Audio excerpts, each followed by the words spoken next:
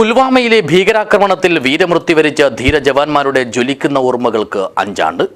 ഇതോടനുബന്ധിച്ച് കാസർഗോഡ് ജില്ലയിലെ സൈനികരുടെ കൂട്ടായ്മയായ soldiers of KL14 welfare association അനുസ്മരണം സംഘടിപ്പിച്ചു. This news sponsored by Immanuel Silks, Kanhangad, Kannur and Thrissur. 2019 February 14 പുൽവാമയിൽ ഭീകരാക്രമണം നടന്നത്.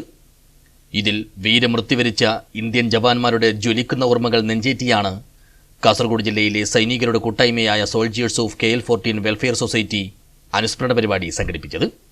ആദരത്തിന്റെ മെഴുകുതിരി തെളിയിച്ച് മാവുങ്കാലിൽ വെച്ച് നടത്തിയ പരിപാടി കൂട്ടായ്മ പ്രസിഡന്റ് ശശിധരൻ നെറുപാട്ട് ഉദ്ഘാടനം ചെയ്തു.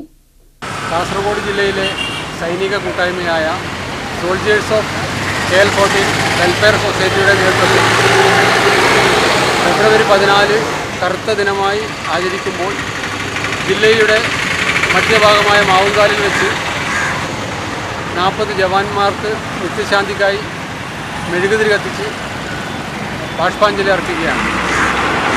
ഇതിൽ സോൾജേഴ്സ് ഓഫ് KL14 മെമ്പർമാരും അവരുടെ കുടുംബാംഗങ്ങളും നല്ലവരായ നാട്ടുകാരും സന്നിഹിതരാണ്. ചടങ്ങിൽ സെക്രട്ടറി ജയൻ പൊന്നൻ അധ്യക്ഷനായി. സുധീഷ് നീലേശ്വരം, സുകുമാരൻ പെരിയ, ബാബുരാജ് മുണ്ടക്കണ്ടം, ശ്രീജിത്ത് പദാവൂർ എന്നിവർ പരിപാടിക്ക് നേതൃത്വം നൽകി. കൂട്ടായ്മയിലെ അംഗങ്ങളും കുടുംബാംഗങ്ങളും നാട്ടുകാരും പരിപാടിയിൽ പങ്കെടുത്തു. News bureau, Kanhangad.